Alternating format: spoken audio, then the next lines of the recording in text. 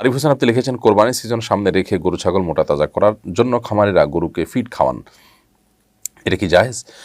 কোরবানির মৌসুম শুধু নয়, সারা বছর জুড়ে অনেকে এটা করে থাকেন। গরু ছাগল মোটা তাজা করার জন্য বিভিন্ন ওষুধ ইত্যাদি তাদেরকে খাওয়ান, এবং এমন কিছু খাওয়ান যা গরুর শরীর হয়ে মানুষের শরীরে প্রবেশ করে এবং মানুষকে ধ্বংসের দিকে নিয়ে যায়, এবং এগুলোর ফলশ্রুতিতে বড় বড় ব্যাধিতে মানুষ আক্রান্ত হয়ে যায়। সন্দেহাতীতভাবে এগুলো হারাম এবং গুনাহের কথা। একজন মুসলমান কোন অবস্থাতেই এরকম কোনো কিছু করতে পারেন না যাতে অন্য মুসলমান ক্ষতিগ্রস্ত হতে পারে। নবী করিম সাল্লাল্লাহু আলাইহি ওয়াসাল্লাম বলেছেন, লা দারারা ওয়ালা দিরারা। ইসলামে নিজে ক্ষতিগ্রস্ত হওয়া এটা যেরকম জায়েজ নেই, নিজে জেনে শুনে ক্ষতির মুখোমুখি করা নিজেকে নিজে, আবার একইভাবে অন্যকে ক্ষতিগ্রস্ত করাও জায়েজ নেই। এজন্য কোনো মুসলমানের ক্ষতি হতে পারে, কোনো মানুষের ক্ষতি হতে পারে, কোনো মানুষ মৃত্যুর দিকে আপনার ধাবিত হয়ে যেতে পারে, কিংবা তার কোনো রোগ স্থায়ী হয়ে যেতে পারে, বড় কোনো রোগের মুখোমুখি হতে পারে, এমন কোনো কাজ করা সম্পূর্ণভাবে হারাম। এটা মানুষ হত্যা করার শামিল। বিধায় আমাদের এই সমস্ত বিষয়ে যে সমস্ত ভাইরা ব্যবসা বাণিজ্য করছেন তাদেরকে আমরা আল্লাহর ভয় যেন তাদের অন্তরে জাগ্রত হয়, আল্লাহর সামনে দাঁড়াতে হবে। দিন শেষে ব্যবসা বাণিজ্য সব কিছু থেকে যাবে, আমাদের আমল, আমাদের কর্মগুলো নিয়ে আমাদের আল্লাহর সামনে দাঁড়াতে হবে। বিধায় আমরা যেন আল্লাহকে ভয় করি এবং এই ধরনের হারাম কাজ থেকে আমরা সরে আসি, এবং মুনাফা আমরা কম করব এবং চেষ্টা করব হালাল উপার্জন করে নিজে যদি আর্থিক অনটন থেকে খুব বেশি বের হতে না পারি তবু সেটাকে মেনে নিব, তারপরও আমি হারামকে কোনো অবস্থাতে মেনে নিব না। শফিকুল ইসলাম আপনি লিখেছেন, কোরবানির পশু লাইভ ওয়েটে বিক্রি করা যাবে কিনা, অর্থাৎ খামার থেকে গরু স্কিলে ওজন করে মেপে কেনা যাবে কিনা। শুধুমাত্র আমি এটা ন্যায্য মূল্য দিয়ে কিনছি নাকি আমি ন্যায্য মূল্য এর চেয়ে বেশি দিয়ে কিনতে হচ্ছে, এ বিষয়টাকে জাজ করার জন্য আপনি এ ধরনের স্কিলের ব্যবহার করতে পারেন। কিন্তু কোরবানির গরু সেটা খুব বেশি মাপামাপি করা, কেজি কত গরু পড়লে সমস্ত হিসেব নিকেশ করা, এটা আসলে কোরবানির যে প্রাণ সেটাকে নষ্ট করে দেয়। সেজন্য এটা না করা উচিত। যথাসম্ভব এগুলোকে অ্যাভয়েড করা উচিত। যদি কোনোভাবে আপনার আসলে পরিমাপ করার কোনো ওয়ে না থাকে, যেমন অনলাইনে আজকাল অনেকে পশু কিনেন, দূর থেকে আপনার পশু সরাসরি দেখতেও পান না, তো সেরকম পরিস্থিতিতে আপনি শুধুমাত্র আপনার ন্যায্যতা নিশ্চিত করার জন্য যদি এরকম করেন সেটি হতে পারে।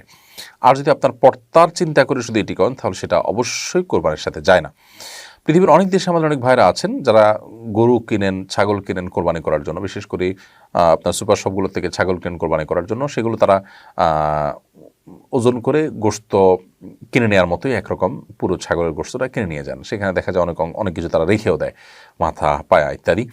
তো এরকমটি করা জায়েজ নয়। পুরো পশুটা আল্লাহর জন্য কোরবানি করবেন এবং পুরাটাই আপনি আল্লাহর জন্য নিয়ে যাবেন। সেখানে গরু গোশতর মতো বা ছাগল গোশত আমরা কিনি যে, সেরকম আপনি যদি কিনে নিয়ে যান তাহলে সেটির কোরবানি হবে না।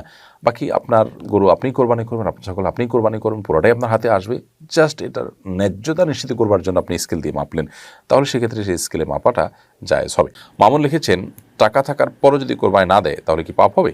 ফোকায়ে হানাফের মতে কোরবানি দেওয়া সামর্থ্যবান সচ্ছল মানুষদের জন্য ওয়াজিব। অতএব টাকা আছে, সামর্থ্য সচ্ছলতা আছে, কোরবানি তার উপরে বর্তা, এরপরে যদি তিনি কোরবানি না দেন অবশ্যই তিনি গুনাহগার হবেন। যদিও যে সমস্ত উলামা ইকরাম এটাকে সুন্নত মুআক্কাদা বলেছেন, তাদের মতে সেটি সুন্নত মুআক্কাদা তরক করলে যে ক্ষতি হবে সেই ক্ষতি হবে, আপনার ওয়াজিব তরক করার গুনাহ হবে না।